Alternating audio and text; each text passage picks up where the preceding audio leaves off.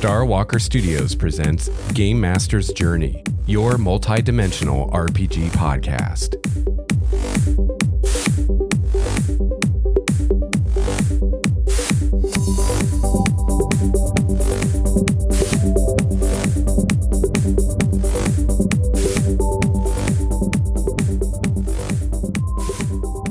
Hello, fellow gamer. Welcome to episode 265 of Game Master's Journey.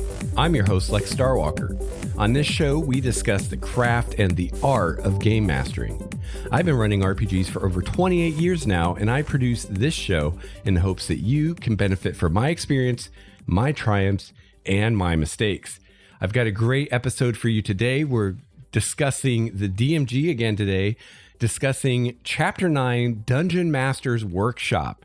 So we started Chapter 9 last week in episode 264, and last week we talked about some basic guidelines for homebrewing for D&D or any game. Well, no, I guess it's pretty specific to D&D, but basic guidelines you want to keep in mind when you start homebrewing your own content for the game as far as rules and systems, or if you're going to use some of these variant or optional rules in Chapter 9, just some guidelines to keep in mind.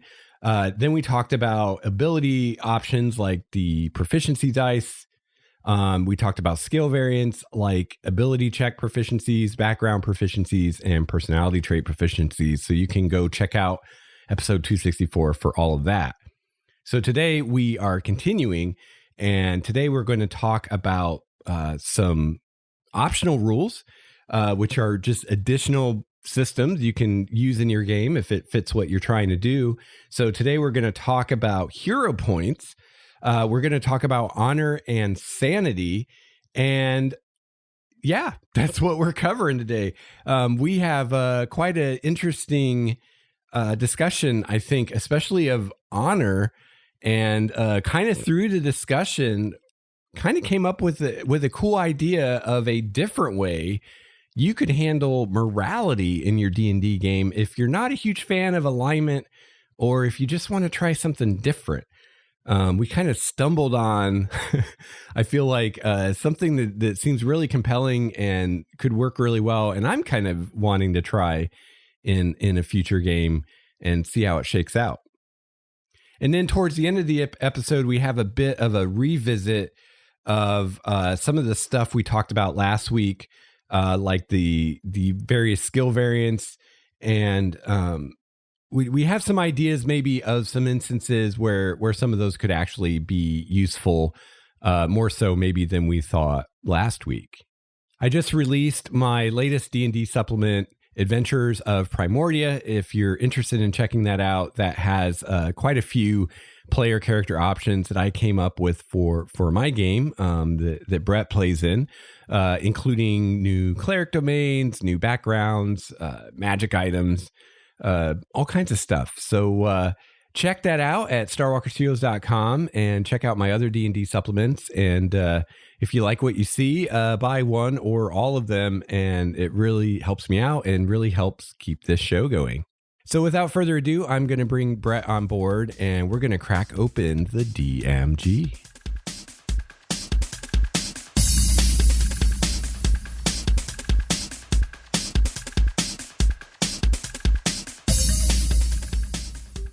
So yeah, the next point. I haven't tried these yet. These hero points. Now this is something I might consider, unlike these other ones, which for the most part I wouldn't even consider using. Which this isn't a skill thing anymore. This is a whole new kind of mechanic. I think this actually, I don't know if the mechanic works this exact way, but they have something like this in Eberron, I think, or did. So they suggest this for like epic fantasy or mythic campaigns in which the characters are meant to be more like superheroes than a normal D&D character. So it's going to make your character more powerful. So a character starts with 5 hero points at first level. Each time they gain a level, they lose any hero points they haven't used, and then they get new ones equal to 5 plus half their level. Okay, already this is getting too complicated for my taste, but let's go on. Yeah. So they've got these points, and when they spend a point, they can spend it whenever they make an attack roll, an ability check, or a saving throw. They can spend it after they make the roll, but before results are applied. And it lets them roll a d6. So it's kind of like a bardic inspiration. Right. At least mechanically, because you get to roll a d6 and add it to it. You can only spend 1 hero point per roll. In addition, and this is the part of it I really like, whenever a character fails a death saving throw, the player can spend 1 hero point to turn the failure into a success. I like that because I like ways of avoiding characters dying from the death saves. Mm-hmm. Like I like that. I'm not sure about the rest. I don't know. I guess it's fine. So, well, yeah, I don't see any way that this would. First of all, this doesn't seem to break the game like the others do. No, I feel like this is or cause conflict. Yeah, I feel like this is less powerful even than inspiration. I feel like getting really a D6 on the roll is less of a bonus than getting advantage. Well, it's basically having so for that entire level, for the period of time you're at any given level, you have a pool of bardic inspiration, basically, right that you can pull from.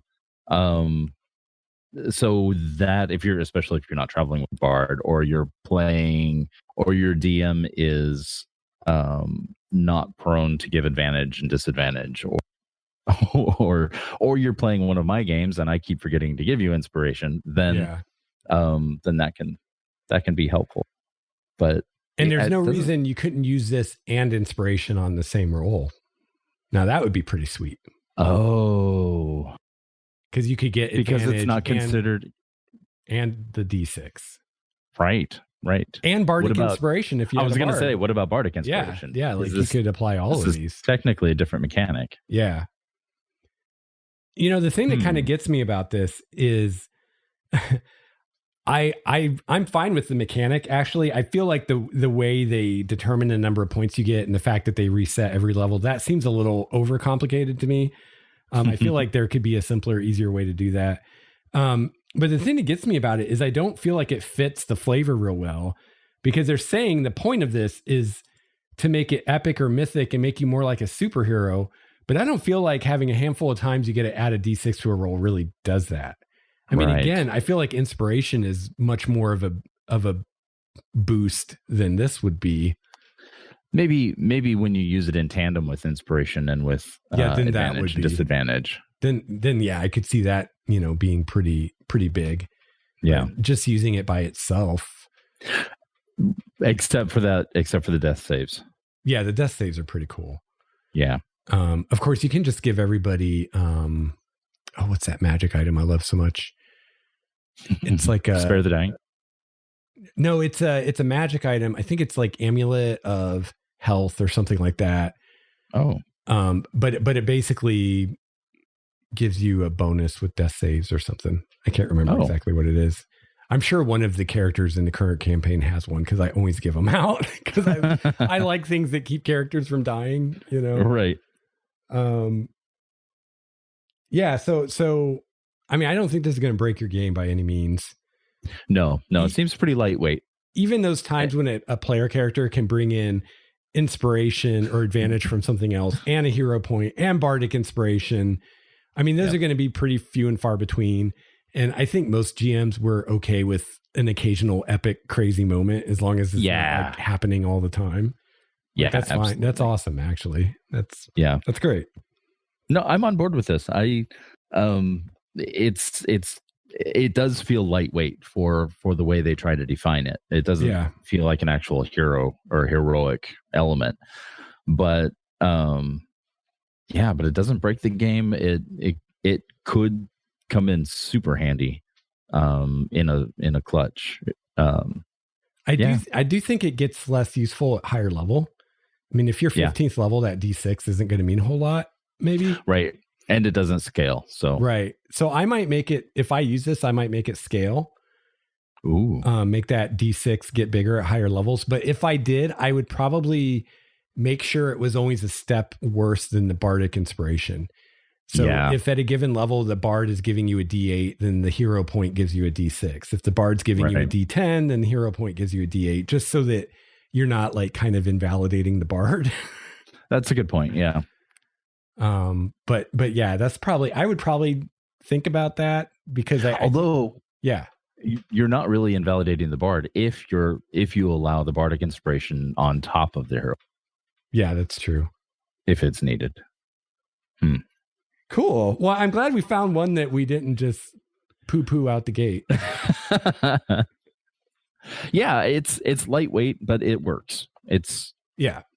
I wouldn't call it a hero point per se, but I understand what they're saying, what they're trying to get out. You know what? As a callback to previous discussion, I'd be tempted if I wanted a more epic, like superhero feel to my player characters. I might think about what we were talking about, your idea of the double advantage instead. Or double inspiration or double disadvantage. Like I'm a fan of that. Yeah, because that would definitely be more of a bonus than a D6 if they could have roll 3 D20 and take the highest. Interesting. So maybe they still have the hero points, but instead of you roll a D6, you just get another D20 when you spend the point. And if you already have advantage, now you have 3 D20 instead of 2. Right. So then you could still use it with Bardic Inspiration. You could still use it with regular inspiration or anything else that gives you advantage. You just could, have double. And advantage. It's against the check. It's against the check, so it's not against damage or it doesn't get applied to damage or anything like that. So it can't be over the top. It just means a stronger chance of success, which is what the D6 is supposed to be doing. And also it would slightly increase, I think, your odds of getting a crit, which I'm cool with. That'd be a cool, that'd be kind of heroic, right? Maybe crit a little bit more often because you got 3 chances to roll 20 instead of 1 or 2. Right. So yeah, that might be how I'd do it. I mean, if you're going for the like superhero, like kind of over the top, like I feel like that would do that more than a D6. Yeah. Oh yeah, very much. Especially, once you add in the ability to crit, the better chance to crit, that helps. Yeah. Cool. All right. Next is Honor and Sanity. Honor and Sanity. I haven't used these yet. No, me neither. So these are suggested new ability scores. So this would be in addition to your strength and dex and all of that. Right. So if you're running a campaign shaped by a strict code of honor or the constant risk of insanity, consider one or both of these new ability scores. So these function just like the other 6 abilities, with the following exceptions. So if your players use the standard array for ability scores, add 111 to the array for each of these that you add. If you're using the point buy method for character creation, you would add 3 points to the number of points they get for each of these. So if you're just using one of them, you'd add 3. If you're using honor and sanity, you'd add 6. And then if they're rolling for their ability scores, they just roll for these 2. If you ever need to make a check or saving throw for honor or sanity for a monster that lacks that score, you can use charisma for honor and wisdom for sanity. Oh, okay. All right. So I guess we'll start with honor. So that's kind of the basics of how they work. Any thoughts just on that much, Brett? No, that seems pretty easy. Really the only thing that crossed my mind about making it tough is trying to figure out how to put it all onto the character sheet. That's the only thing I was thinking of. And the fact that none of your NPCs or monsters are going to have these. Right. So that's not fair. Yeah, actually it kind of is fair, because how would you add honor and sanity unless you just make the character, you make the monster insane or honorable. Right. Well, and then the other thing, depending on how much of a role these play in your game, they could just end up being yet another dump stat in character creation. Right. It's like, oh, now I can min-max anymore because I don't give a crap about my honor or sanity. So now I've got 2 dump stats. I can put at 8 and I can have more 15s. Good point. Yeah. So definitely if you're going to use them, I think I'd make it relevant enough that it's not an automatic dump stat for everybody. Right. Because otherwise, All right. So honor. If your campaign involves cultures where a rigid code of honor is part of daily life, consider using this score as a means of measuring a character's devotion to that code. Okay. Right away, I see a problem. What's that? I have a hard time imagining a setting where every single culture in that setting is going to have this this devotion to honor. So Right. what do you do if you have a character who's, I don't know, maybe you have a setting based on like Japanese samurai, and yeah, totally honor makes sense for that. I've got a human PC, they've got honor, but then I've got someone playing a dwarf from a totally different culture and they don't have that concept. So now one character is using the score, but the other one isn't, or the dwarf is using it and it's just a total dump stat. Right. I don't know. All right. So moving on. Let's see, this ability fits well in a setting inspired by Asian cultures, such as Karatur in the Forgotten Realms, blah, blah. Useful in a campaign that revolves around orders of knights. So, I mean, there's definitely campaigns people are running out there that this would apply to. Right. So it makes sense if everybody's coming from the same generic background, or yeah, or you're playing a specific campaign that's headed toward that. Yeah. Yeah, like a Bushido kind of thing, or a Knights of the Round Table kind of thing. Right. Let's see. Honor measures not only a character's devotion to a code, but also the character's understanding of it. It can also reflect how others perceive a character's honor. A character with a high honor usually has a reputation that others know about, especially those who have high honor scores themselves. Unlike other abilities, honor can't be raised with normal ability score increases. Instead, you can award increases to honor or impose reductions based on a character's actions. At the end of an adventure, if you think a character's actions in the adventure reflected well or poorly on his or her understanding of the code, you can increase or decrease the character's honor by 1.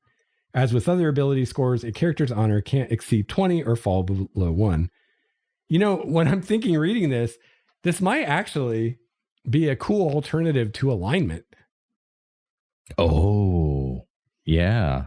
Because I like that the choices they make can lower or increase the score. Right. Which we don't really have with alignment. You can't become more or less lawful good. You're either lawful good or you're not, Right. So I like that. That could be cool. Like, hey, this that character in the party's like the paladin has an honor of 19, while the rogue has an honor of 10, kind of thing. That could be cool. That could be cool. The drawback is that you've got to, depending on what alignment you want to be as you're creating the character, you would have to actually spend the points to create your alignment. Yeah, that's true. Unless you're a I don't give a fuck kind of a character. You start out absolutely lowest. Yeah, you know what? If I use this, I might actually be tempted to not have it have anything to do with the other ability scores as far as character creation, and like start everybody out with like a 10 honor, and then I like that, and then it goes how they play their character. I like that. And not by like plus like the first few, like maybe give it a couple sessions and then just reassign scores and be like, okay, Brett, you've been playing your guy. I think he should have an honor of 14. Manny, your guy definitely has an honor of 8. Oh, Manny. Just picking random names, not trying to say anything here. I don't know. She lets certain someone go. Not to rehash old wounds. Because, I mean, so far, the biggest or maybe the only problem I see with this, other than adding something else to worry about, is how it interacts with character creation and the whole dump stat thing. Yeah. And just by removing it from that, you could address that really easily. Yeah. I really like that, because your character is not going to be this. Just in every story, the character is not the same at the end that they were in the beginning, right? They are better, they're worse, they've learned, they've forgotten. And this would be a great way to as a game mechanic to introduce that. Yeah, and I've never really been a fan of alignment, right? And I mean, especially since I've seen games that handle morality, I think, in a much better way. For instance, I don't know if you ever played Vampire, Brett. No. But in Vampire, you have a score called your humanity, which is basically how moral you are. And the way it's defined is, at what point when you're doing something would you feel guilty? So, and it goes from 1 to 10, with 10 being like, you're like a nun or something. So like if you have a 10 humanity, if you just misled someone, not even lie to them, just misled them, you'd feel guilty. Where, with like, a lower humanity, you could lie with people and it'd be fine. But, if you stole someone, you'd feel guilty. And then your humanity gets low enough where you can just murder people and you don't care. Right. And then the idea is that fluctuates through the game based on how you play your character. And effectively anytime you do something that would violate where your humanity is at. So let's say you're at a point where, because one of them was, okay, if I kill someone by accident, that wouldn't, like, I'd be okay with that. But if I murdered, like premeditated murder, I would feel bad for. So if you're at that point, then if you killed someone premeditated, you'd have to effectively make a saving throw. And if you succeed at the saving throw, you feel bad. You're like, oh man, I shouldn't have done that. I feel horrible. And you stay where you're at. But if you fail the saving throw, you don't feel bad and your humanity actually goes down 1. Oh. Another game that kind of does it better, I think, is like Star Wars with the whole dark side thing. If you're a Jedi. Oh, okay. And different Star Wars games have done it different ways. But the idea is if you do something evil, you get like a dark side point or whatever. And as those accumulate, your character is going farther into the dark side. And I just think that's more realistic and just more compelling as a game mechanic than just pick one of these 9 alignments and try to follow it, Right. Because, you've talked about this on your show so many times. The alignment for D&D as it is now, it's antiquated. It's like, it harkens back to the old versions of the rules, right? Yeah. Where now it's in this kind of a story-based game, there's not much to it. There are no repercussions. There's no reward for it, for maintaining that level. So you could have somebody who's technically lawful good go off and do, crazy shit that they wouldn't ordinarily be comfortable doing. And there's no mechanic that steps in and says, no, wait, you can't do that. Or if you do that, there's a price for it. Right. And introducing this the way you're talking about, that would be the perfect way to bring that in. And so it does become, it's still, the responsibility is still solely on the shoulders of the players to decide, are they going to follow their honor or their alignment and stay true to that, or are they going to do what the player wants to do?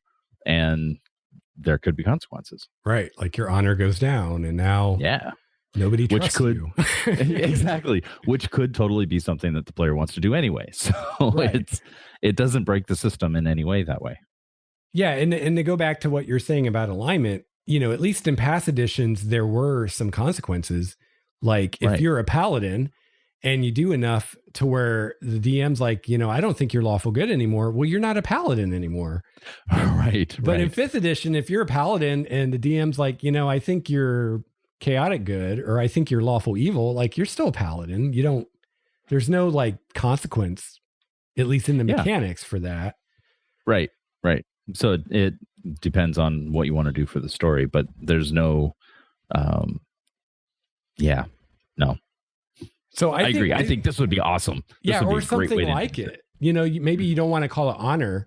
Maybe you want to call it morality or whatever. Yeah. But you could kind of use this as a model to set up some kind of thing for your game other than alignment.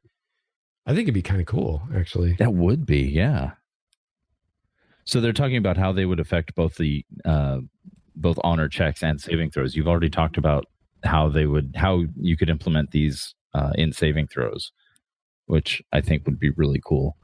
If you've done something that goes against your morality or against your honor, then you would make a save against that. And if you fail the save, is it if you fail the save or you succeed the save? Well, in Vampire, it was if you failed, then the score would go down, because it's like effectively you have no remorse. Right. Okay, so that makes sense. Because that was the whole theme of that game was you've been made into a vampire, and how long can you hold on to your humanity before you become, a slobbering, ravaging beast that just has to be put down, which is when your humanity lives in the closet. Yeah. Yeah. When your humanity got to 0, you lost control of your character, and your character was just a killing machine. And the other vampires would actually put you down because you would be a threat to the masquerade, which was the hiding from the humans that vampires exist kind of thing. Oh, okay, cool. Because once you got to 0 humanity, like you didn't give a shit about it. You were literally just a predator, and you'd kill people right in front of TV cameras. You don't care, Right. So the other vampires can't have that. So they have honor checks. Could be used in social situations, much as charisma would, when a character's understanding of a code of conduct is the most defining factor in the way that situation would play out. So you might call for an honor check when a character is unsure about how to act with honor, surrendering while trying to save face, blah, blah, blah, blah, blah. Right. And then the saving throw comes into play when you want to determine whether a character might inadvertently do something dishonorable. Yeah, I actually don't know about how they're implementing this. I'm going back to read right now. Would you be increasing or decreasing the honor level based on single rolls? I think what this is saying, because the honor can go up and down based on what they do. Right. And I think the check is basically if the player doesn't know what would be the honorable thing to do, they can make a check and you basically tell them. Oh, I see. And then the saving throw, it says, comes into play when you want to determine whether the character might inadvertently do something dishonorable. So it's almost like you're like, okay, make this saving throw. And if they fail, they accidentally do something dishonorable. Like, I don't like that. No, that doesn't. No, I think it should be that the player chooses to do something dishonorable. And then you're like, okay, your honor just went down.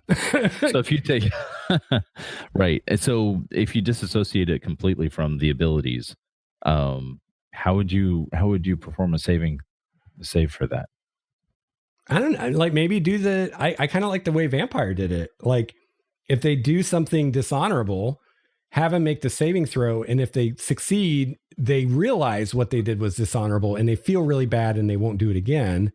Right. Where if they fail, they're like, fuck it, I don't care. And their honor goes down a point. So would it just be, I'm trying to think of mechanically, what would be the opposing roles if we disassociate it from the abilities themselves? So you don't have the save, you don't have an honor save bonus per se. Well, you would have the number. I was just suggesting disassociating it with it as far as character creation, like not making it part of like the point buy or whatever. I see. But you could still have like bonuses and saving throws with it. So you'd have like an honor saving throw. I don't know. Yeah. Honestly, I'd probably just convert the vampire system, which wouldn't be hard to do. It'd be kind of like this, I guess. Because I don't know. I just have a hard time imagining in one of these societies, like imagine in samurai society, that a samurai wouldn't know what the honorable thing to do or wouldn't know that what they're about to do is dishonorable. Like they would know. Like it's not that they don't understand their own code. They just would choose not to do it, you know? It's about not following what you believe is moral. Yeah. So I don't like this in that it turns it into a role. I think it should be based on what the players choose to do. Yeah. And then you decide whether that breaks the code or not, and then what the consequences will be. Right. But I like the basic idea, but not kind of the checks, how they're doing it. I don't know. What do you think, Brett? I like it. It needs some tweaks. Yeah. But I think it can work for what you're talking about. As written here as the variant rule, I'm not sure I would ever want to play it that way because I've never run a party where everybody was on the same page as far as honor goes. Yeah. Yeah. In fairness, I don't see me running a campaign where this would be a thing. Yeah. So I'd probably have a very different outlook if I wanted to run a samurai campaign or something where this would be just the thing for it. Right. But since I don't, I other than I don't like the way that it's based on a random roll instead of what the player does, I don't really have an opinion on it. and the danger of it being a dump stat. But right. I guess the idea is if you're using this, it's going to be such a central part of the campaign that a smart player isn't going to want to use it for a dump stat because it'd have too many negative consequences. Right. But I don't know. I'd be curious to hear from anyone who uses this in a campaign, what they think of it. Because I could definitely see for certain campaigns, this could be like the perfect thing. Mm-hmm. Or maybe a campaign of all paladins, and you want a way to kind of see, like, if all the player characters are paladins, like who's the most devout paladin? You could have this honor score, and they're kind of among competing. You is almost. The shiniest? Yeah. Oh, well, you used a bow in that last combat, so you lost an honor point for that. That was a cowardly thing to do. Your family knows your dishonor.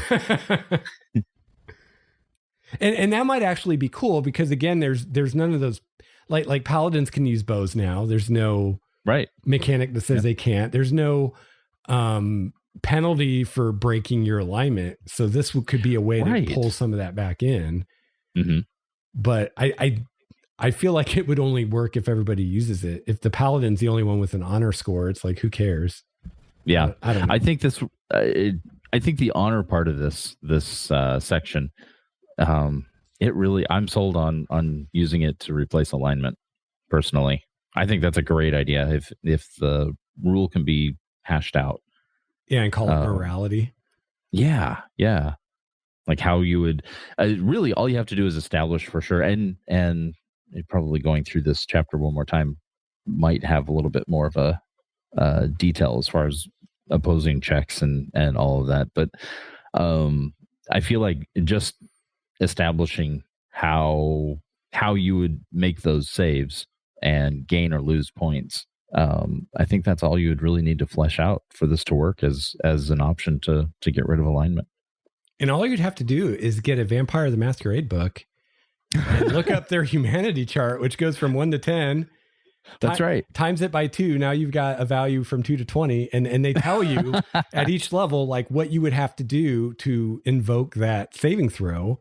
And then, it'd work like anything else. So if you have a 10, you have no bonus. If you have a 12, you have a +1 bonus. And oh, right. You're right. Okay.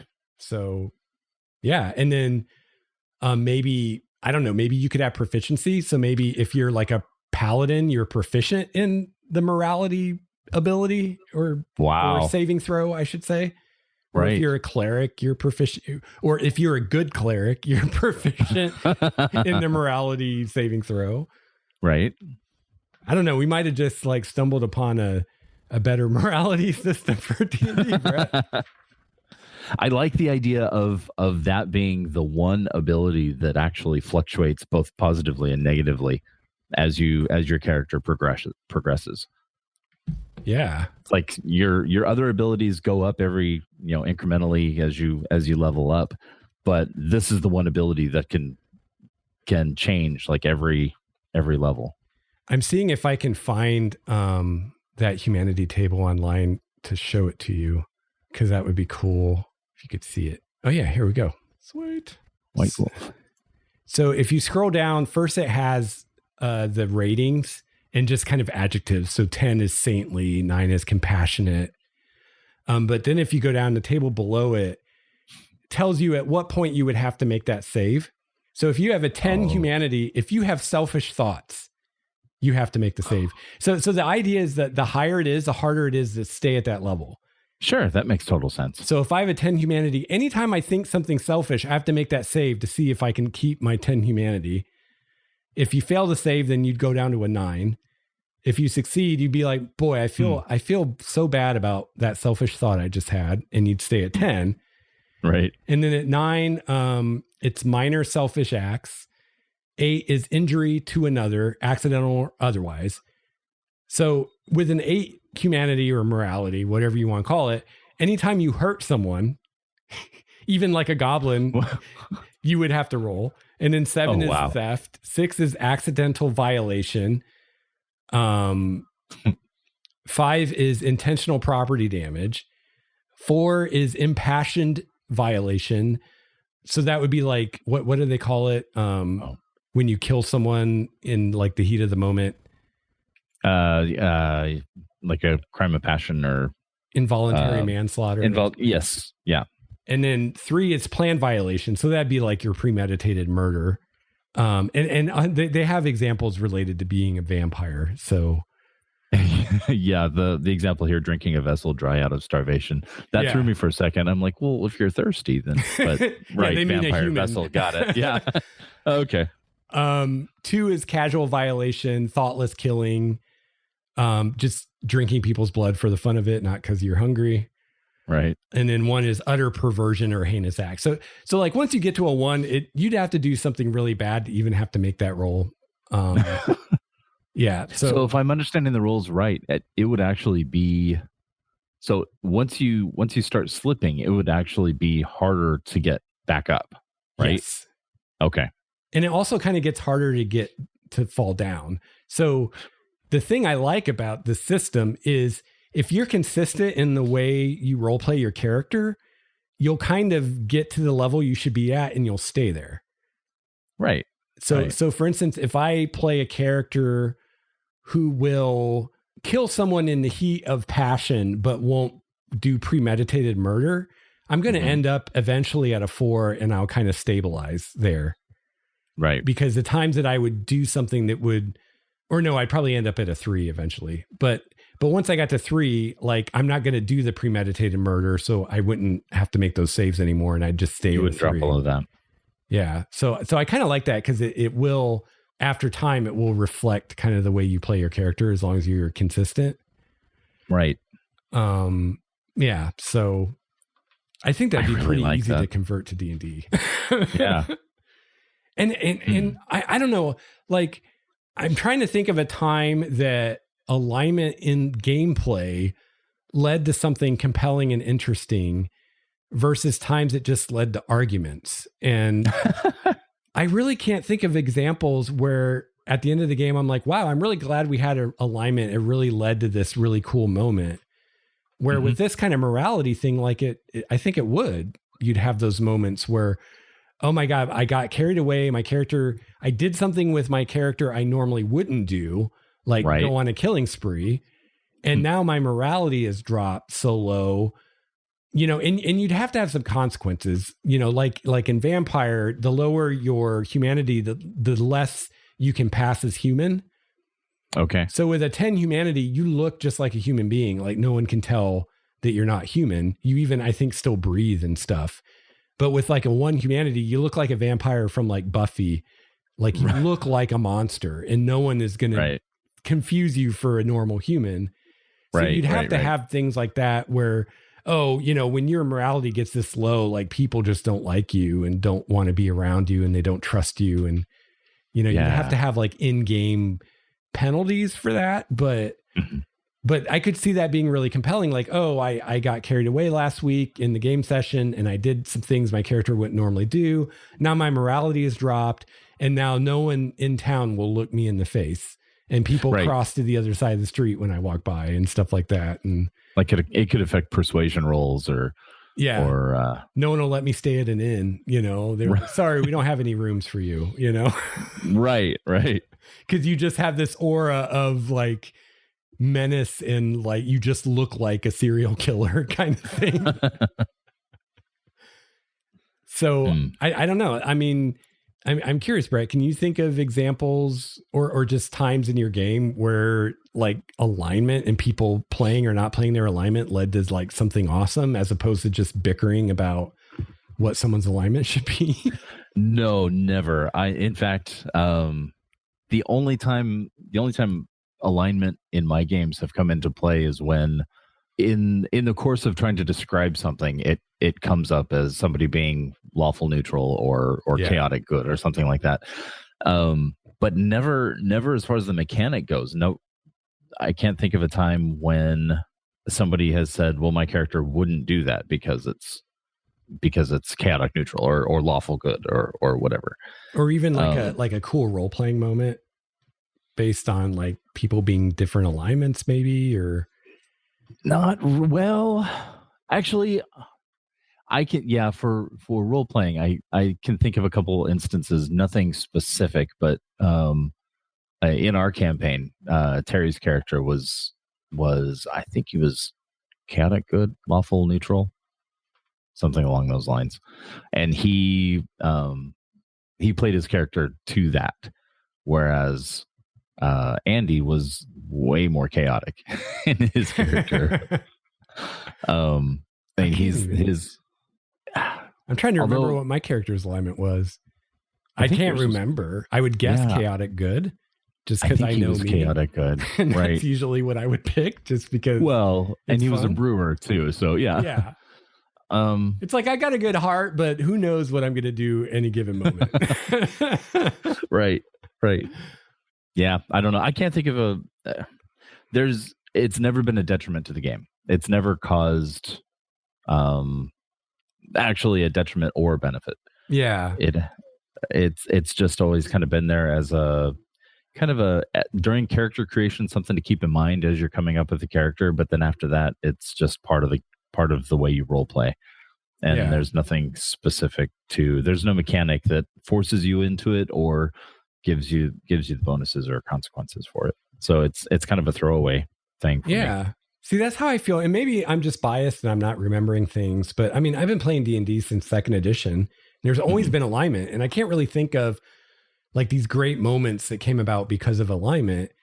But on the other hand, the idea of flaws, the personality traits, which is a 5th edition thing, I can think of moments when someone role played their flaw and it was pretty cool. And that moment might not have happened if they didn't have this thing on their character sheet that said, I have this particular flaw, and they're trying to role play that. Right. So I feel like the merits, bonds, and flaws, like those are helpful more than I think those alignment. are more specific too, though. Yeah. Yeah. More than alignment has been, at least in my games. Yeah. That I've played or run. But I feel like if we had a morality system, like kind of like this humanity system from Vampire, like that would lead to some interesting role-playing moments. Or what if you have a character in the party whose morality drops down because they went on a murder hobo tangent or whatever. And now the rest of the group is trying to help them get back where they were, like help them atone, that would be really cool. Because like, hey, we don't want to be running around with this guy with 3 morality that no one will let stay in their inn or serve them food. Like this is a real drag. Like, dude, you gotta get your shit together and atone or whatever you got to do. What do we got to do? Yep. So yeah, I don't know. Now I kind of want to play with that. Yeah, I think it has a lot of potential. That'll be my next supplement. I'll come up with a morality system for D&D. I'll just steal from Vampire and convert it over. It would not be hard to do. Right. I don't think I could in good conscience sell such a thing. I'd just put it up on the blog because you'd have to make a saving throw for it. Yeah, I definitely have to make a save because I'm totally ripping that off from someone else. It may not be legal. It's definitely not ethical. Right. Or moral. All right, cool. Well, should we go on to Sanity? Sanity scores. Now, this I'm much more excited about than Honor. Yes. This could be fun to play with. This is something I could see coming up with an adventure just to use this. Like a Call of Cthulhu kind of thing. So this follows the same guidelines as the creation of the honor ability score, right? So it's at least for this purpose, they talk about the different ways that you can add both the honor and sanity to your ability checks or to your ability score table. Yeah. For sanity score, it says consider using the sanity score if your campaign revolves around entities of an utterly alien or unspeakable nature, such as Great Cthulhu, whose powers and minions can shatter a character's mind. And it doesn't have to necessarily be for that kind of a campaign. It could be any number of things, like magic gone horribly, horribly awry. Yeah. Or I can see this working in like a Ravenloft campaign. Yes. Yeah. Any kind of a horror campaign, I think it would work. Mm-hmm. Horror. Every time I say horror, it sounds like I'm just saying horror. Horror campaigns are totally different. Campaign, yeah. That's actually for the morality checks. That's not for the... Yeah. My character is a level 8 horror.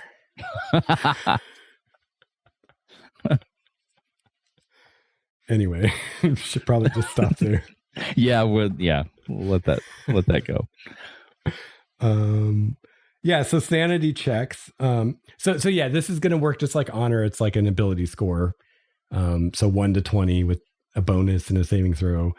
You might ask characters to make a sanity check in place of an intelligence check to recall lore about the alien creatures of madness featured in your campaign, or to decipher the writings of raving lunatics, or to learn spells from tomes of forbidden lore. You might also call for a sanity check in one of these instances, deciphering a piece of text in a language so alien that it threatens to break a character's mind, overcoming the lingering effects of madness, comprehending a piece of alien magic foreign to all normal understanding of magic.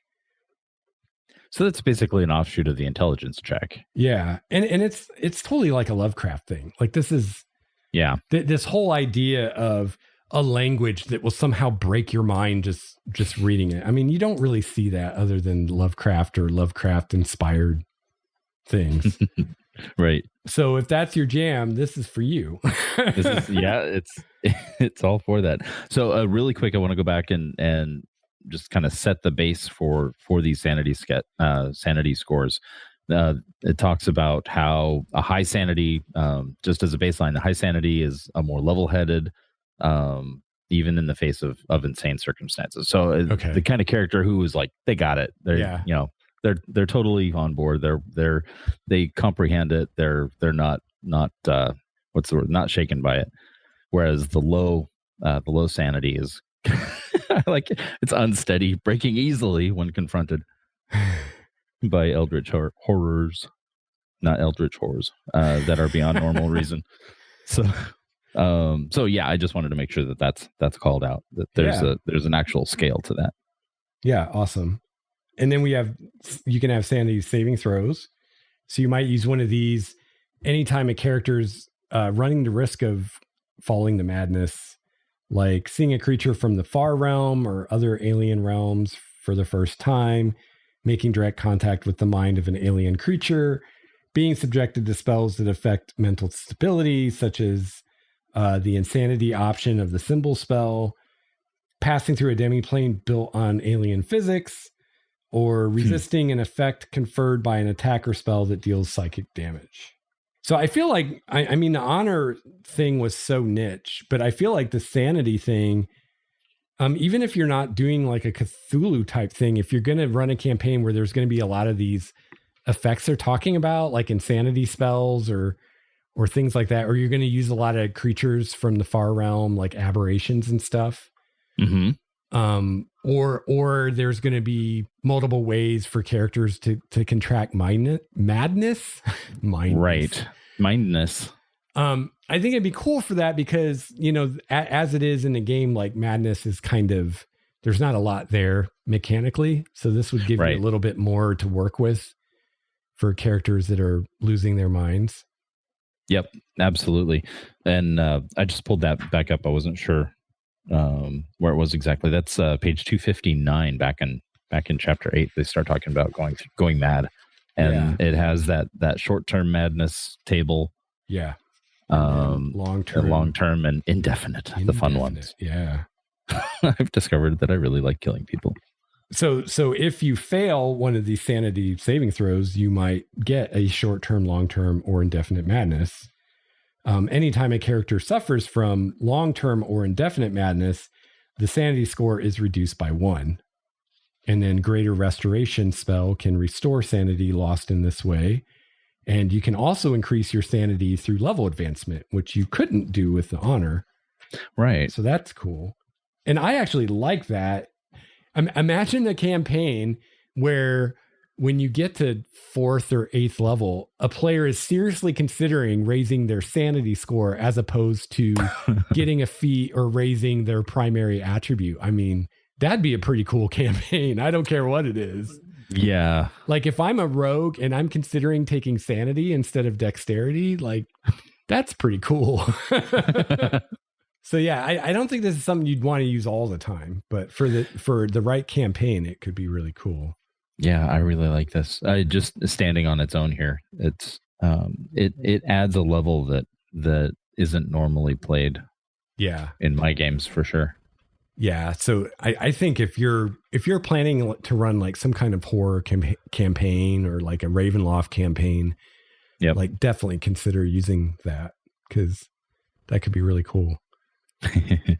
I'd like to see more for both of these, honor and sanity. Like I'd like to see a table of what does a sanity of 6 mean? What does a sanity of 10 mean? You know, like little descriptions of if you have an 18 sanity, you're this. If you have a 20 sanity, you're that. That'd be kind of cool. Would there be bonuses or penalties for low or high sanity? Yeah, I think they work just like strength or dexterity. So 10 is +0, 12 is +1, 8 is -1, kind of thing. But as far as like what descriptively does that mean? But I guess in fairness, we don't have that for the other abilities. Like they don't have a chart that tells you what exactly an 18 strength means. They're just like, you get a +4. That's what it means. You get a +4. You can lift big things. Yes. Yeah. But well, I guess we do that. That's a good point. We do have like what you can lift with different strengths. So they do kind of have that. Like, so you can have, so you can maybe get an idea of what, well, I don't know. How would that come into play other than knowing that somebody is like close to losing the marbles? I guess just for role playing, like if my sanity's 12, like how do I role play that? Like, am I unhinged? Am I pretty normal? Like, would people just interacting with me in regular everyday stuff, would they think, man, there's something off with that guy? Or would it be normal? Like that's where I'm a little lost with this, is how to role play the different levels of sanity. Maybe that's the one thing that's missing in this as a variant rule. There's no, the mechanic is there, but there's no, not resolution, but there's no effect. Right. Or like mechanically. Yeah. Flavor. Yeah. Yeah. I mean, I guess, maybe you'd have some, if your sanity is going down, maybe you're getting madness stuff, and then that would give you something. Oh, that's true. I forgot the tables. Yeah. The tables are completely worth it. So I guess that would be it. Is like, well, it's just a mechanic. It doesn't really mean anything for your role playing until you actually get a madness, and then you role play that, I guess. Right. That makes sense. I like that.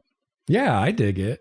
It's not like necessarily something I'd probably use because I don't tend to run horror campaigns, but I definitely, like, if someone was running a campaign like that, I'd play in it. I'd probably want to be the character that goes completely insane. I think that would be fun.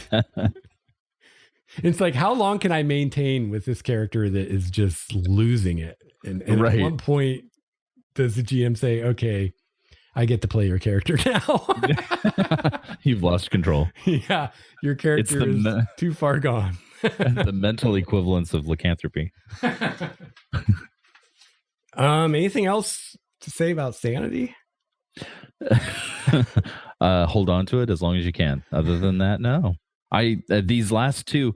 So really, this first piece of chapter 9, the Dungeon Master's Workshop. I like that title.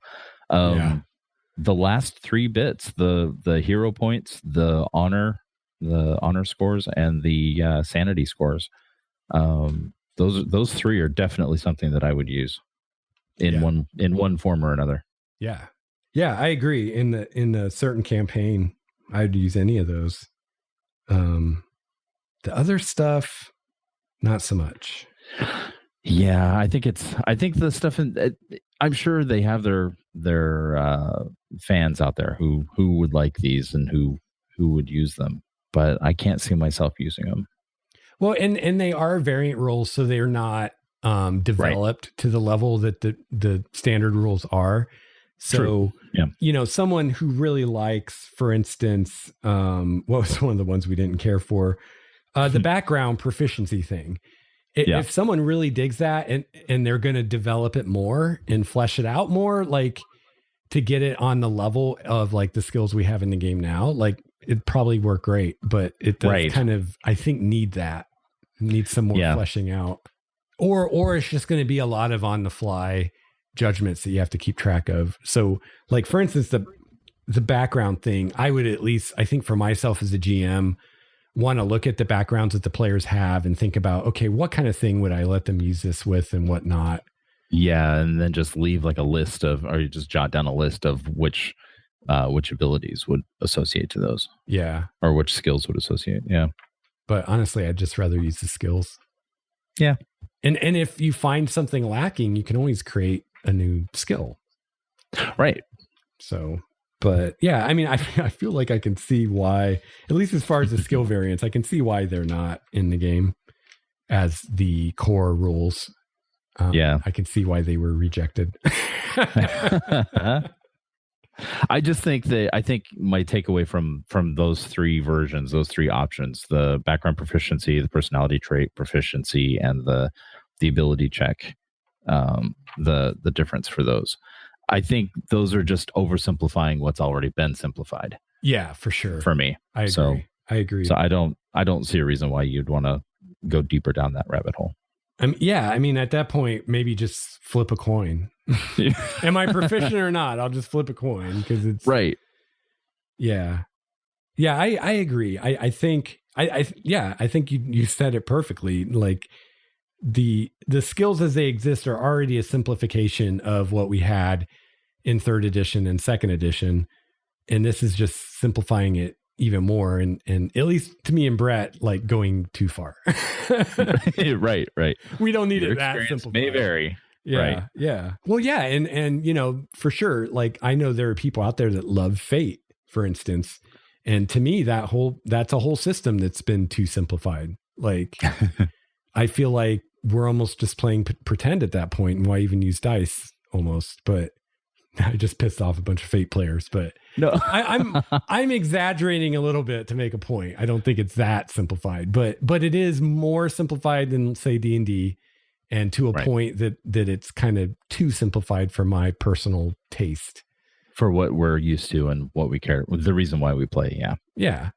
So yeah, you know, there's might be people out there that really dig, like say the ability proficiency thing. I mean, it definitely cuts down on things to worry about in character creation. You don't have to pick skills anymore. Yeah, exactly. And it could, as far as playing through, if you're trying to do a one shot with like say a one shot in a 1 hour period of time, then this can really streamline it to where the rolls are quick, the rounds are faster. Yeah. If that's the environment that you're working in, or that's the environment that you want to play through, then there are advantages to that. And, you know, I just thought, you know, these skill variants, they might be useful in a campaign if you've only got like a couple players or something, because I think that's true. It could lead to characters having proficiency with more things. So if you only have 2 players, maybe you could use the ability proficiency thing, and between 2 characters, they can kind of cover everything. Where with the skills, you couldn't, because you could have the one character is proficient in dexterity and strength maybe, and the other one's proficient in charisma and wisdom. And between that, you've covered like 80% of the roles in the game or more. Yeah. Yeah. So, that would be a great way to compensate for a smaller party. Yeah. So yeah, you know, maybe these are more kind of situational, like for a given group or situation, one of these might be the perfect thing, but maybe not just in general. Right. But I mean, that's the whole kind of the idea behind the variants, right? Is if you're trying to do something really specific, you know, you can use some of these variants. Yeah. It won't, it's not designed to work in every circumstance. And still, I think better than what I remember from like the 1st and 2nd edition days, where every DM I played with just had pages of house rules that they completely made up themselves.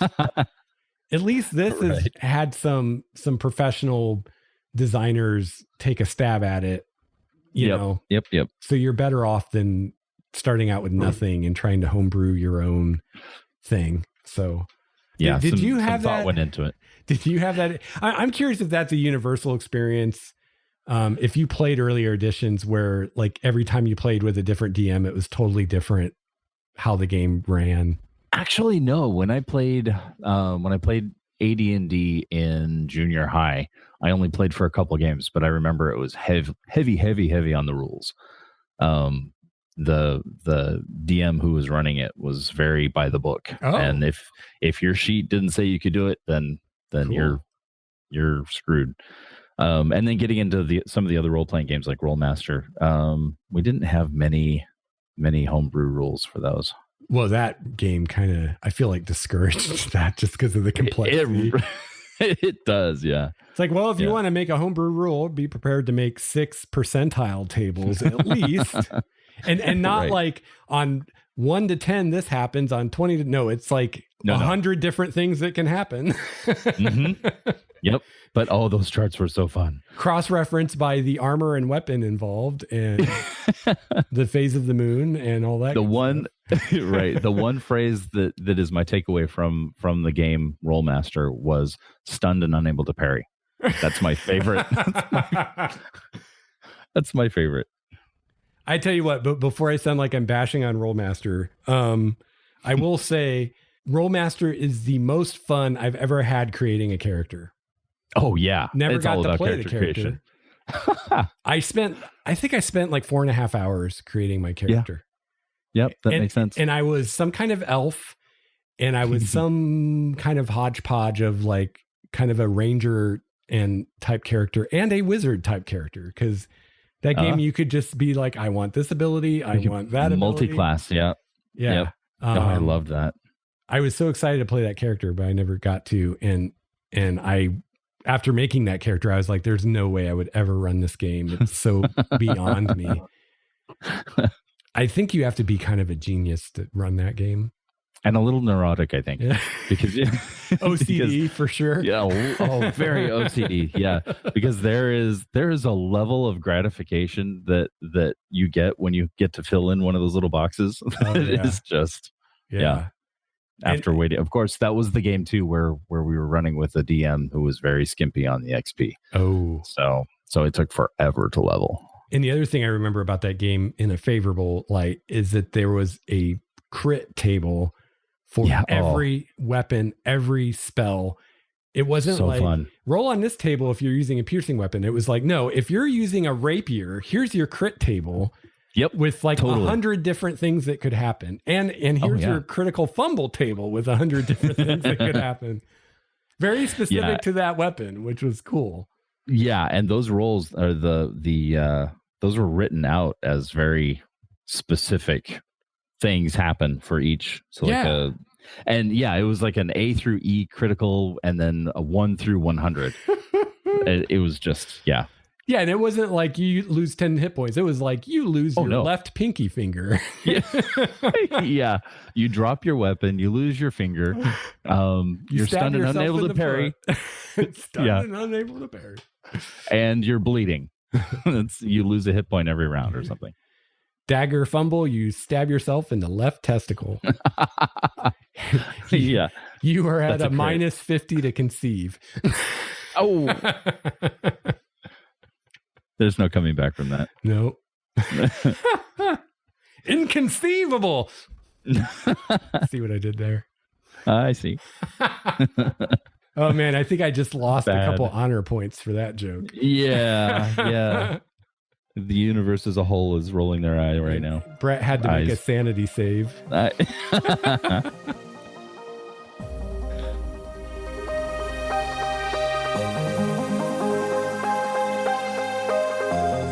All right, so I think we'll put a pin in this discussion there. We could talk about this chapter all day long, but we're not going to do that because your time is precious, as is ours. However, we are going to continue this. We're going to go through this entire chapter.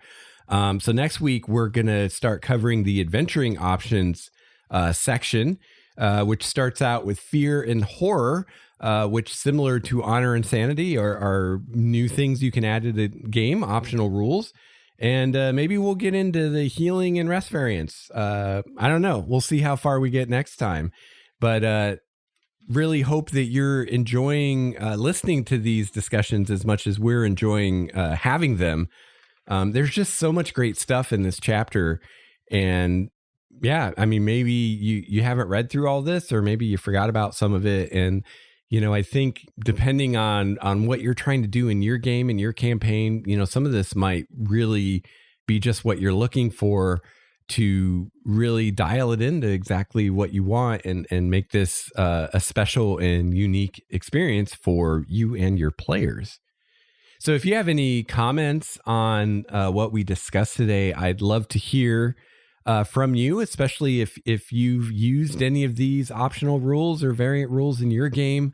Love to hear how that shook out for you and what you and the players thought of it, how it worked or didn't work.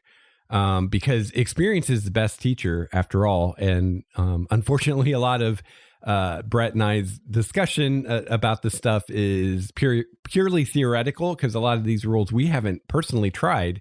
So it'd be really great to hear from people who've actually used some of these rules and how they worked or didn't work at their table. So if that's you, get a hold of us. Shoot me an email at gamemastersjourney@gmail.com. If you want to keep up on the show and what's going on, you can also follow me on Twitter at Lex Starwalker, and you can join our community on MeWe and Discord. And there you can connect not only with myself, but other listener GMs. And those are both great places to share stories of your latest RPG triumphs or ask questions, swap ideas, just get some feedback from other listener GMs. Great stuff. And yeah, if you enjoy the show and you want to support the show, a great way to do that is to purchase my D&D supplements. I've put 3 of them out now. You can find those at starwalkerstudios.com. And I really appreciate everyone who purchases my supplements. And another great way that you can support the show is to become a patron. Patrons get some cool perks, like their own private RSS feed, which has all of the episodes of Game Master's Journey in it, all the way back to episode 1. So yeah, it makes it a lot easier to get caught up if you haven't been listening from the very beginning. Right now, I want to send a huge thank you and a shout out to new patron David. Thank you so much, David, for joining the esteemed rank of the patrons, and really, really appreciate your support. I hope that you have a chance to play your favorite RPG this week. I hope you have a chance to run your favorite RPG. I'll be back soon with another episode of Game Master's Journey. Until then, game on. This has been a Starwalker Studios production, your source for quality gaming and hobby podcasts.